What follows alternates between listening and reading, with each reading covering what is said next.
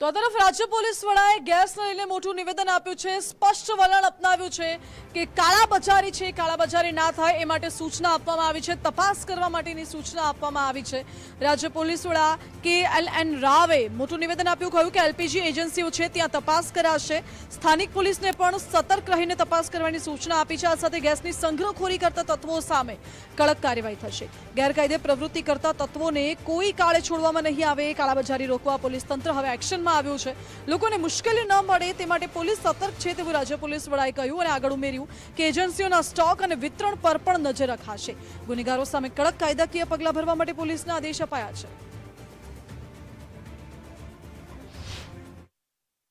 Civil services जो civil supply का department है, इन सब से संकलन करके जहाँ जहाँ पे भी एलपीजी का एजेंसी है, डिस्ट्रीब्यूटर्स है, और इनको बे रोक टोक मतलब जहाँ पे चल रही है उनके मीटिंग्स हो और इनके व्हीकल्स को कोई नहीं रोके।